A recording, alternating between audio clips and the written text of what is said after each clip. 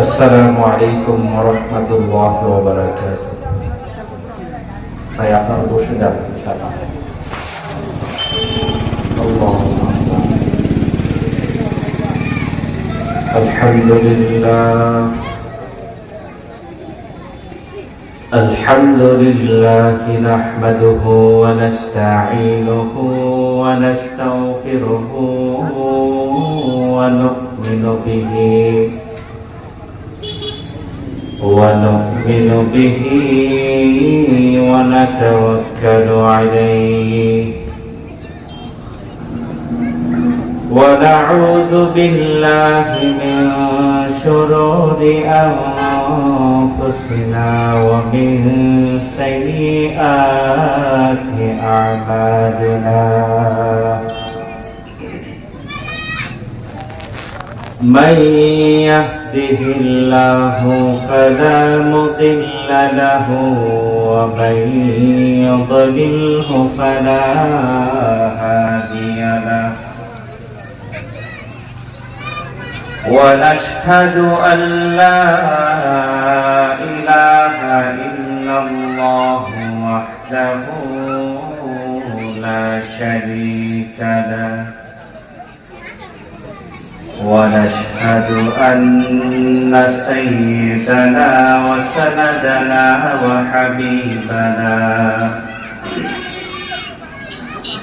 وحبيب ربنا وطبيبنا وطبيب قلوبنا ومولانا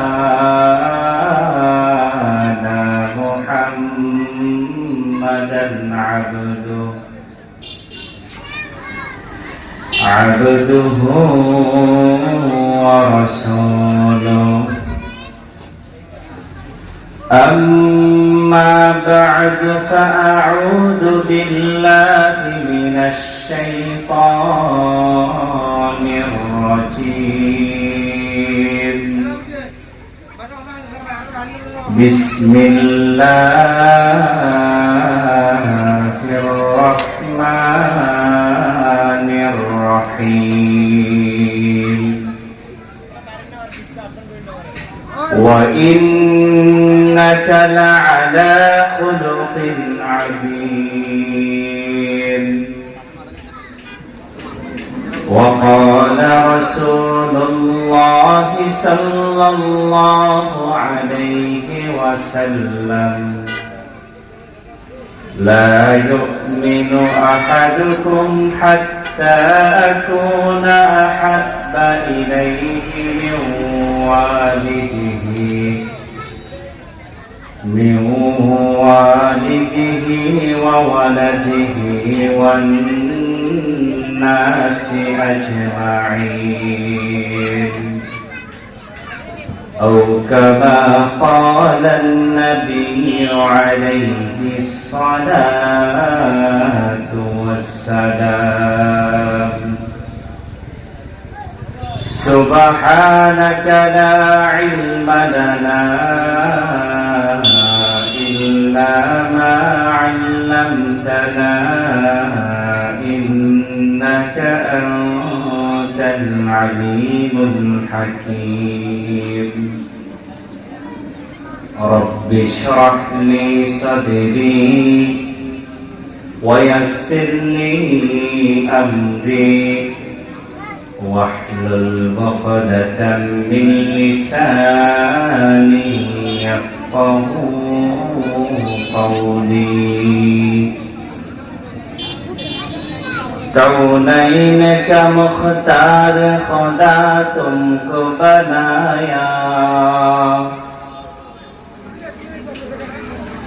कौनैन का मुख्तार खुदा तुमको बनाया उम्मत का निगाहबान खुदा तुमको बनाया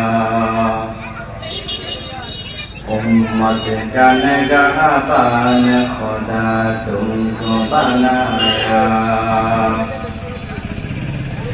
उम्मी लक़ब माह अरब मरकज़ ईमान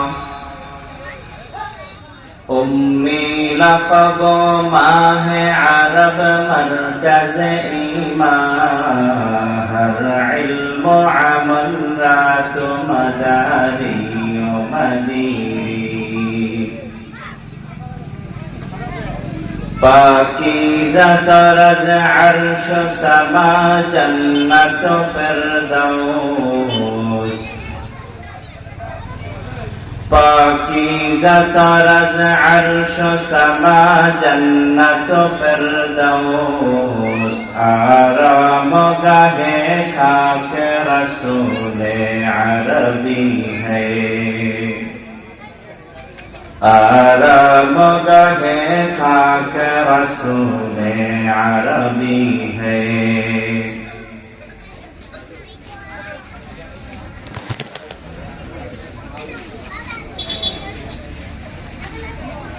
ঐতিহ্যবাহী দিঘিনালা উপজেলা ইমাম মুয়াজ্জিন ঐক্য পরিষদের উদ্যোগে আয়োজিত মহানবী হযরত মুহাম্মদ রাসূলুল্লাহ সাল্লাল্লাহু আলাইহি ওয়াসাল্লামের জীবনী আলোচনা উপলক্ষে আজকের শান রিসালাত সম্মেলনের শ্রদ্ধেয় সম্মানিত সভাপতি মুআজ্জাজ হযরত উলামায়ে কেরাম মুরব্বিয়ানে আযম কলিজার টুকরা যুবক ভাইরা ছোটখাটো কচি কাঁচা বাচ্চারা সর্বপ্রথম মহান রব্বে কারীমের দরবারে শুকরগুজার হচ্ছি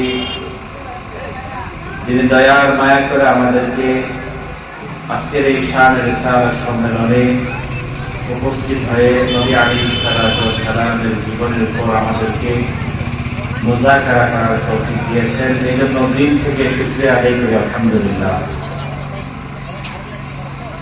লাখ কোটি দরুদ ও সালামের হাদিয়া বর্ষিত হোক সর্বকালের সর্বশ্রেষ্ঠ মানব রাহমাতুল লিল আলামিন সাইয়্যিদুল মুরসালিন শফিউল মুজনিমিন হযরত মুহাম্মদ রাসূলুল্লাহ সাল্লাল্লাহু আলাইহি ওয়াসাল্লামের উপর। সম্মানিত উপস্থিতি, মুরব্বিরা নির্দেশ করেছেন সংক্ষিপ্ত সময়ের মধ্যে নবী আলাইহিস সালাতু ওয়াস সালামের শৈশবের উপর কিছু মুযাকারা করার জন্য, সবক শোনানোর জন্য।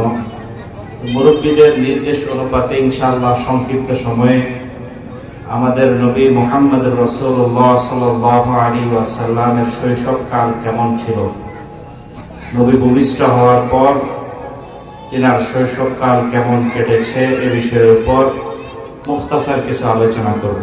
ওমা তাওফীক ইল্লা বিল্লাহ। মুআজ্জাজ হাজিরিন, আমরা প্রত্যেকেই জানি আমাদের নবী আলাইহিস সালাতু ওয়াস সালাম ছিলেন ইয়তীম নবী।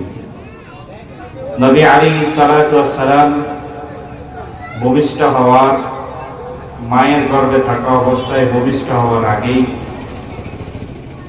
6 মাস, প্রায় 6 মাস আগে নবী আলাইহিস সালাতু ওয়াস সালামের প্রিয় মুহতারাম আব্বাজান আব্দুল্লাহ ইন্তেকাল করেছিলেন এবং তাকে দাফন করা হয়েছিল, তিনাকে দাফন করা হয়েছিল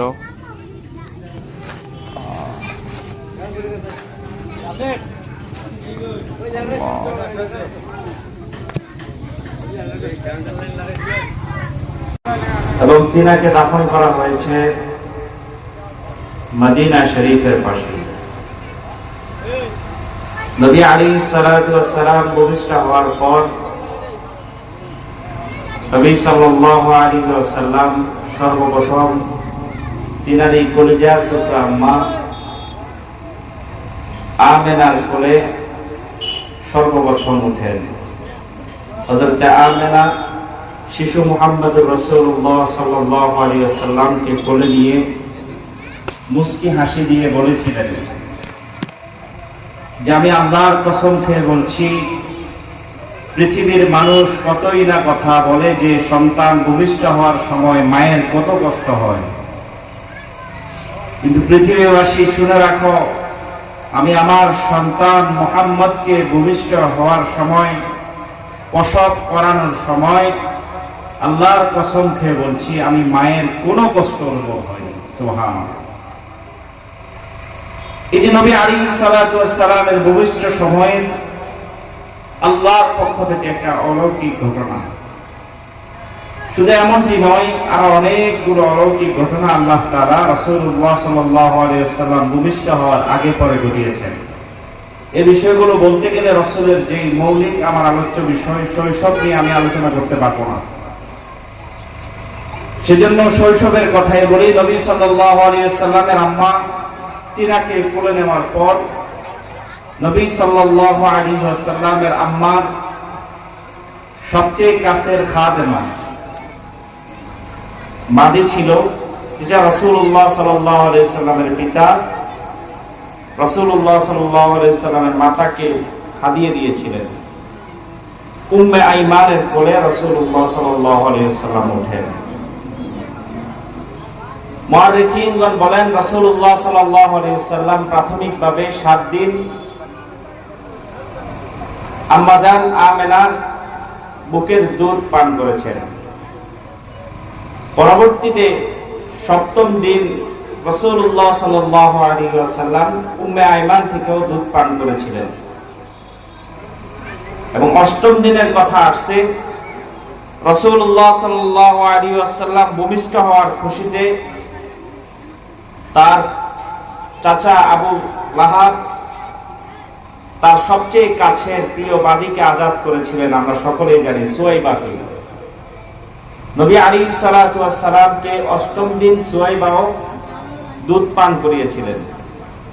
যেহেতু তৎকালীন সময়ে আরবের প্রচলন ছিল স্বাভাবিকভাবে নিজ মায়ের কাছে সন্তানকে দুধ পান করানোর জন্য রাখা হতো না, তাদেরকে শহর থেকে গ্রামে পাঠিয়ে দেওয়া হতো, যাতে করে গ্রামের আবহাওয়া সুস্থ পরিবেশের মধ্যে ছেলেটা বেড়ে উঠে শক্তি সবল হয়।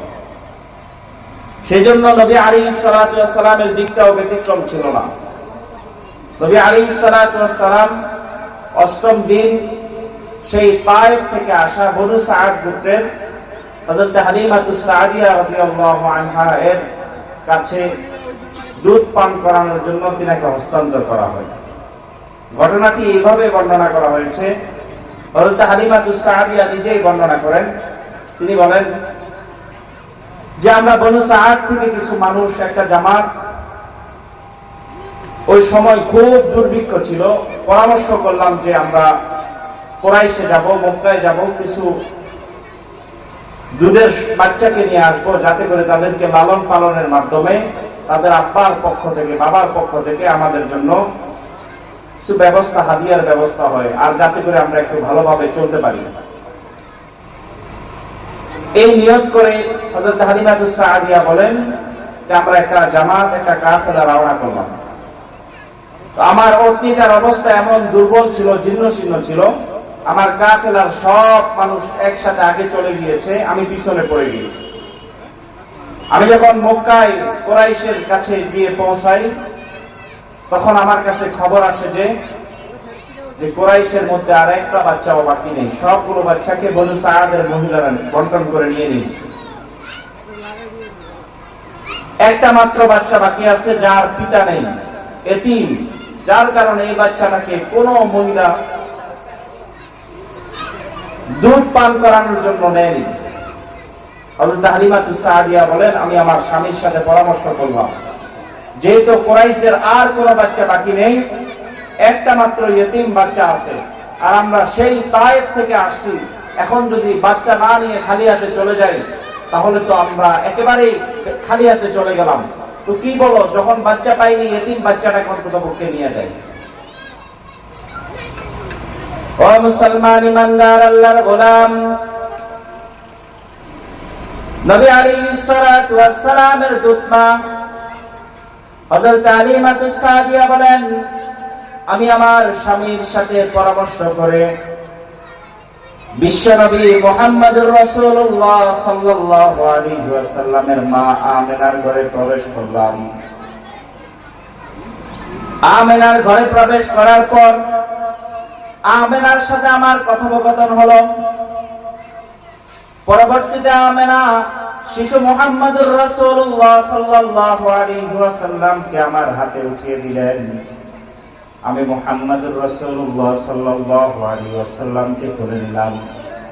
হযরত হালিমাতুস সাদিয়া বলে, রবের কসম করে বলছি, পৃথিবীর মানুষ শুনে রাখো, আমি যখন আমেনার কোল থেকে শিশু মুহাম্মদুর রাসূলুল্লাহকে কোলে নিলাম, তখন আমার কাছে মনে হয়েছিল আল্লাহ তাআলার আকাশের চন্দ্র সূর্যগুলো আমার কোলের মধ্যে এসে নূরে নূরান্বিত করে দিয়েছেন। সুবহানাল্লাহ। রাসূলকে কোলে নেওয়ার সাথে সাথে আমার কাছে মনে হচ্ছিল যে আকাশের চন্দ্র, আকাশের তারকারাজিগুলো আমার কোলের মধ্যে চলে আসছে এবং নূরে নূরান্বিত হয়ে গেছে। সুবহানাল্লাহ। হযরত হালিমাতুস সাদিয়া বলেন, অবশেষে আমরা মুহাম্মদুর রাসূলুল্লাহ সাল্লাল্লাহু আলাইহি ওয়াসাল্লামকে নিয়ে বের হলাম।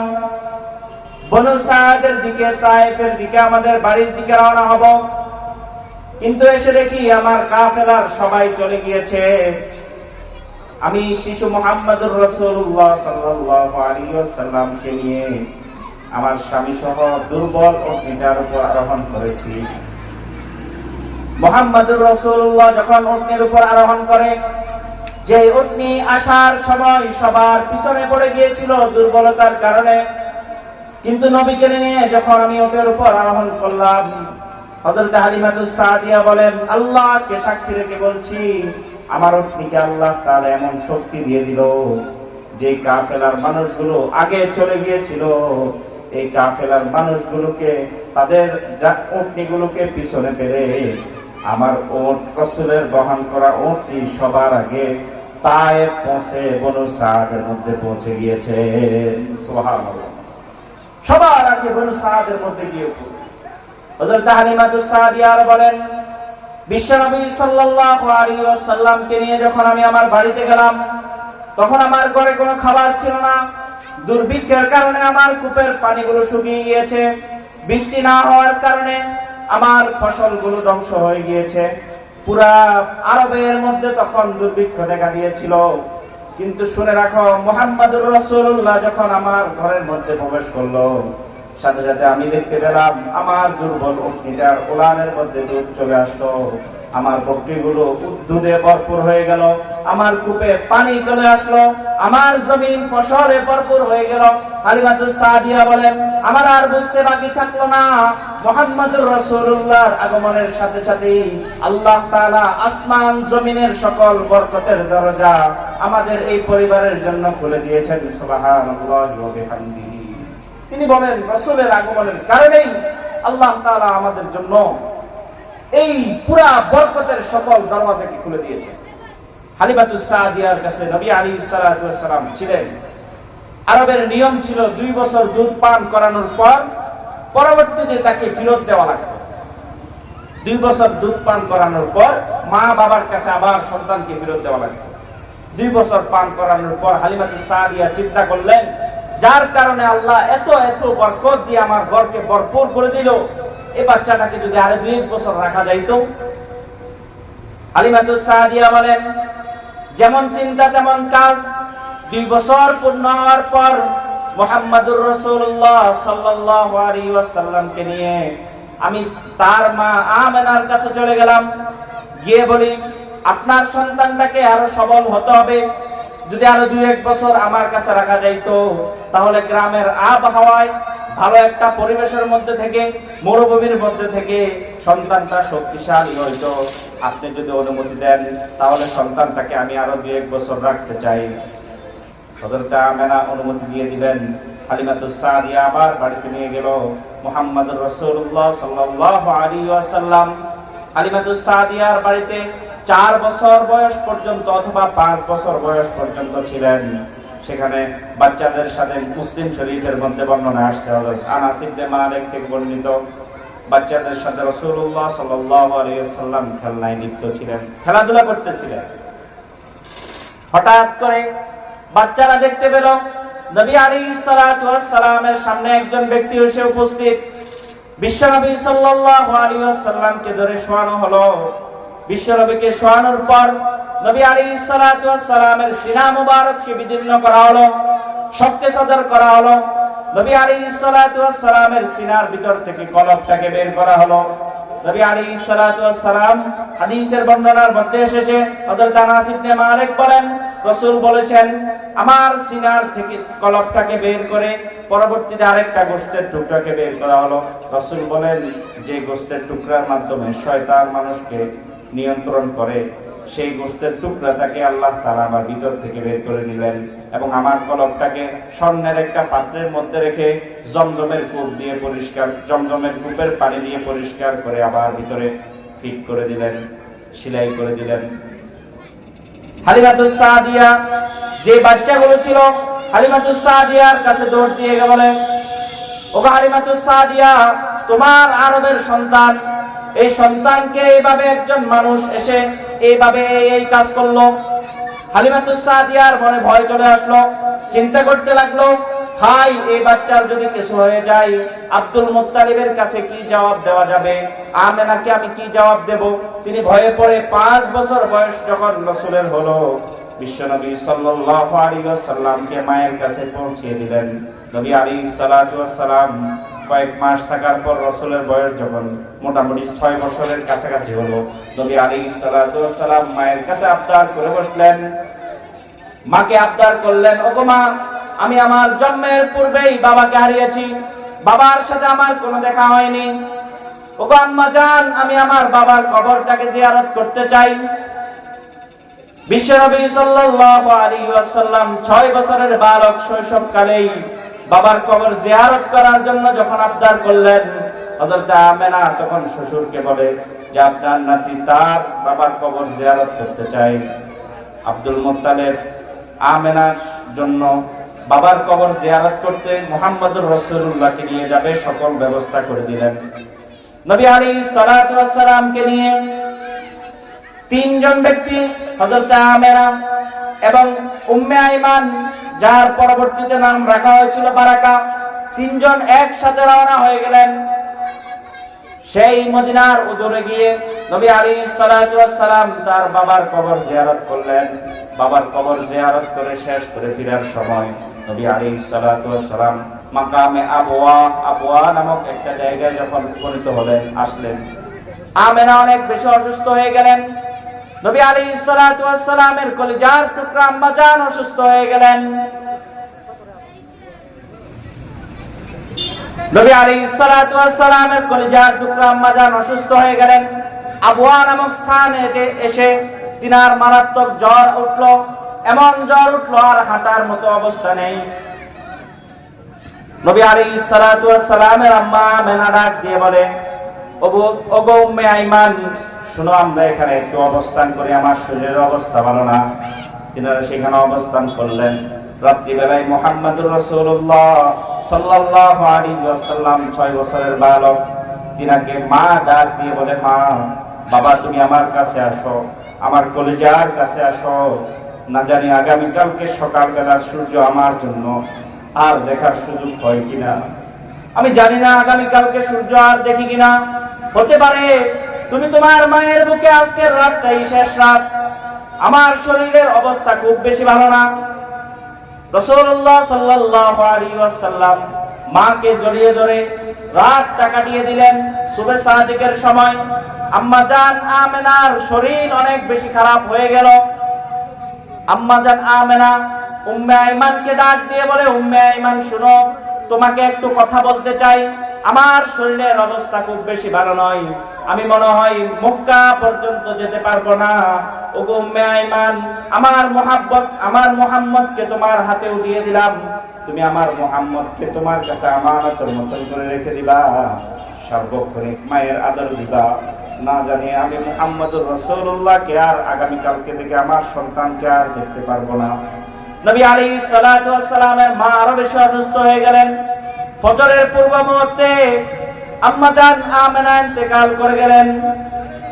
শিশু নবী মুহাম্মদুর রাসূলুল্লাহ সাল্লাল্লাহু আলাইহি ওয়াসাল্লাম মাকে হারিয়ে কান্না করতে করতে ভেঙে পড়েছেন। মুহাম্মদুর রাসূলুল্লাহ কান্না করে আর বলে, ওগো মা, বাবার কবর জিয়ারত করতে এসে আজকে আপনাকেও হারিয়ে ফেললাম। আজকের পর থেকে আমার আর কেউ থাকলো না, আমি আমার বাবাকেও হারিয়ে ফেললাম, আমি আমার মাকেও হারিয়ে ফেললাম, হায় আমার কি অবস্থা হবে। মুহাম্মদুর রাসূলুল্লাহ মৃত মায়ের লাশের উপর বারবার উঠে মায়ের বুকের মধ্যে জড়িয়ে ধরে, বারবার মাকে জড়িয়ে ধরতেছে। উম্মে আইমান বারবার রাসূলুল্লাহ সাল্লাল্লাহু আলাইহি ওয়াসাল্লামকে টান দিয়ে নিয়ে আসতেছে। উম্মে আইমান বলে, বাবা মুহাম্মদ, তোমার আম্মা ইন্তেকাল করেছে, তোমার আম্মার বুকের উপর তুমি আর এখন শোয়া ঠিক হবে না। বাবা মুহাম্মদ, তুমি চলে আসো। কিন্তু নবী আলাইহিস সালাতু ওয়াস সালাম 6 বছরের বালক, তিনার তো আর সহ্য হয় না, বারবার মায়ের দিকে যায়। আহা, খা খা মরুভূমি, যেখানে এখনো পর্যন্ত মরুভূমি রয়েছে, মাকামে আবওয়ার মধ্যে এখনো কোনো বিল্ডিং হয়নি, এখনো কোনো আবাসস্থান হয়নি।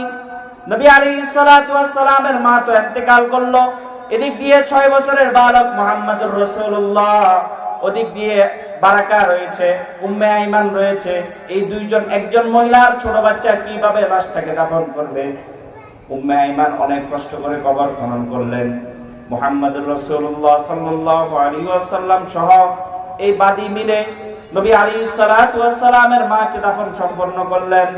নবী আলাইহিস সালাতু ওয়াস সালামের মায়ের দাফন সম্পূর্ণ হওয়ার পর বারবার চেষ্টা করতেছে এখন মুহাম্মদুর রাসূলুল্লাহকে নিয়ে উম্মে আইমান মক্কায় চলে আসবে আর দাদা আব্দুল মুত্তালিবের হাতে উঠিয়ে দিবে। কিন্তু মুহাম্মদুর রাসূলুল্লাহর যতই চেষ্টা করা হোক না কেন, নবী আলাইহিস সালাতু ওয়াস সালাম বারবার মায়ের কবরের দিকে যাচ্ছিলেন। বারবার মায়ের কবরের উপর গিয়ে নবী আলাইহিস সালাতু ওয়াস সালাম শুয়ে পড়তেছিলেন। বারবার বলতেছিলেন, মা, আমি আমার আব্বার কবর জিয়ারত করতে এসে আপনাকে হারাইলাম। হায়, আজকে আমার আর বাবাও ছিল না, আজকে আমার মাও নেই। হায় আমার কি হবে, হায় আমার কি অবস্থা হবে, আমি তো এতিম হয়ে গেলাম। নবী আলাইহিস সালাতু ওয়াস সালাম বারবার হাঁটে উম্মে আইমানের সাথে আর পিছনের দিকে মায়ের কবরের দিকে তাকায়। অবশেষে উম্মে আইমান নবী আলাইহিস সালাতু ওয়াস সালামকে নিয়ে মক্কায় চলে আসলেন। মক্কায় যখন প্রবেশ করতেছেন, দাদা আব্দুল মুত্তালিব দূর থেকে দেখতেছে ওটের উপর 3 জন মানুষ থাকার কথা, সেখানে দেখা যাচ্ছে মুহাম্মদুর রাসূলুল্লাহ, ছোট্ট মুহাম্মদকে দেখা যায়, আর পিছনে একজন মহিলাকে দেখা যায়। তিনি চিন্তিত হয়ে গেলেন, পাঠাইলাম 3 জন, এখন দেখা যায় 2 জন, আরেকজন কোথায় গেল? দৌড় দিয়ে কাছে গেল। মুহাম্মদুর রাসূলুল্লাহ ওট থেকে নেমে দৌড় দিয়ে দাদার কাছে আসলো। 6 বছরের মুহাম্মদুর রাসূলুল্লাহ এসে বাবার গলা, দাদার গলাকে জড়াই ধরে বলে, ওগো দাদা জান, আমি আমার আব্বার কবরকে জিয়ারত করতে যাইয়া আম্মাকেও হারাইছি। ওগো দাদা, আমার আব্বাও নেই, আমার আম্মাও নেই, আমি তো এতিম হয়ে গেলাম। নবী আলাইহিস সালাতু ওয়াস সালাম যখন দাদাকে এমন কথা বলতেছিলেন, চোখ বেয়ে বেয়ে দাদার পানি পড়তেছিল। নবী আলাইহিস সালাতু ওয়াস সালাম তো সেখান থেকে কান্না করছিলেন। নবী আলাইহিস সালাতু ওয়াস সালাম 6 বছর বয়সে মাকে হারাইলেন। এরপর 2 বছর পর্যন্ত দাদার স্নেহের মধ্যে ছিল। দাদা রাসূলুল্লাহ সাল্লাল্লাহু আলাইহি ওয়াসাল্লামকে অনেক বেশি আদর করতেন। নবী আলাইহিস সালাতু ওয়াস সালামকে এত বেশি আদর করতেন, আব্দুল মুত্তালিব নিজের শরীরের উপর মুহাম্মদুর রাসূলুল্লাহকে রেখে আদর করতে থাকতেন, শরীরের মধ্যে জড়িয়ে ধরতেন, বারবার বলতো, আমার মুহাম্মদ, আমার মুহাম্মদ, আমার কলিজার টুকরা, এইভাবে আদর করতে থাকলেন। কিন্তু আল্লাহ তাআলার ফয়সালা, মুহাম্মদুর রাসূলুল্লাহর বয়স যখন 8 হলো, মুহাম্মদুর রাসূলুল্লাহর বয়স যখন 8 হয়ে গেল, তখন দাদাকেও হারিয়ে ফেলেন। এরপর নবী আলাইহিস সালাতু ওয়াস সালামের মোটামুটি 40 বছর পর্যন্ত চাচা আবু তালেবের কাছে থেকেই ওনার স্নেহে রাসূলুল্লাহ সাল্লাল্লাহু আলাইহি ওয়াসাল্লাম ছিলেন। মানুষদের মাঝে চাচা আবু তালেব রাসূলুল্লাহ সাল্লাল্লাহু আলাইহি ওয়াসাল্লামকে অনেক বেশি স্নেহ করতেন। মক্কার কাফেররা নবী যখন নবুয়ত প্রাপ্ত হন বারবার আক্রমণ করতে চায়, কিন্তু চাচা আবু তালেব চতুর্দিক থেকে মুহাম্মদুর রাসূলুল্লাহকে রক্ষা করার জন্য চেষ্টা করে। এখানে একটা প্রশ্ন হয়ে যায়, আল্লাহ পাক রব্বুল আলামিন তার হাবিবকে এত বেশি মহব্বত করেন, তো মহব্বতের তাকাদা হচ্ছে মানুষকে কষ্ট না দেওয়া। কিন্তু আল্লাহ পাক রব্বুল আলামিন তার হাবিব দুনিয়াতে আসার আগেই বাবাকে নিয়ে গেলেন, 6 বছর বয়সে মাকেও নিয়ে গেলেন, 8 বছর বয়সে দাদাকেও নিয়ে গেলেন। এত এত কষ্ট দিলেন, আল্লাহর হাবিব এত এত কষ্ট পাইলেন। এটা কিভাবে মহব্বতের তাকাদা হলো? উলামায়ে কেরাম, মুহাক্কিকিন উলামায়ে কেরাম বলেন এর মৌলিক কারণ হলো আল্লাহ পাক রব্বুল আলামিন চেয়েছেন তার হাবিবকে কেউ যেন এই কথা না বলতে পারে, তোকে আমি ছোট থেকেই বুকে পিঠে করে মানুষ করেছি, আমি একাই তোর সব কিছু দেখেছি। এই জন্য আল্লাহ পাক রব্বুল আলামিন বাবাকে হারিয়ে দিলেন, বাবার জিম্মাদারির পরে মাকেও হারিয়ে দিলেন, এরপরে আল্লাহ পাক রব্বুল আলামিন দাদাকেও হারিয়ে দিলেন। বারবার দায়িত্ব পরিবর্তন করেছেন যাতে করে এই কথা বলার সুযোগ না থাকে অমুক ব্যক্তি মুহাম্মদকে বড় করেছে। আল্লাহ পাক বুঝাইলেন, ওগো হাবিব, আপনার বাবা না থাকতে পারে, আপনার মা না থাকতে পারে, আপনার দাদা না থাকতে পারে, ওগো হাবিব আপনি শুনে রাখুন, আপনার জন্য আমি মুহাম্মদ, আমি আল্লাহ তাআলাই যথেষ্ট। আমি আল্লাহ তাআলা আপনার খেলার সাথী, আমি আল্লাহ তাআলা আপনার জন্য পৃথিবীর সকল কিছুকে মুক্তাবে করে দিলাম। আপনি যখন হাঁটেন আপনার জন্য গাছ ছায়া দিতে থাকে, আপনি যখন হাঁটেন আকাশের মেঘগুলো আপনার জন্য ছায়া দিতে থাকে, আপনি রাত্রিবেলায় ছোট বয়সে খেলাধুলা করেন। আল্লাহ পাক রব্বুল আলামিন বলেন, ওগো হাবিব আপনার খেলার সাথে আপনার বাবা না থাকতে পারে, কিন্তু আমি আল্লাহ তাআলা আকাশের চন্দ্র আর সূর্যকে আপনার জন্য মুক্তাবে করে দিলাম। রাত্রিবেলায় আপনি খেলবেন, আপনার সাথে আকাশের চন্দ্রটা এসে আপনার সাথে আকাশের তারকাগুলো এসে আপনার সাথে খেলা করতে থাকবে। মুহাম্মদুর রাসূলুল্লাহকে বুঝাইলেন, বাপ না থাকলে সমস্যা নেই, মা না থাকলে আপনার সমস্যা নেই, আপনার জন্য আরো অনেক কিছু না থাকলেও সমস্যা নেই, কিন্তু আমি রব্বে কারীম আপনার জন্য হাবিবুল্লাহ হিসেবে রয়েছি। এখানে আরেকটা ছোট্ট উত্তর দিয়ে আমি আমার আলোচনা শেষ করতেছি।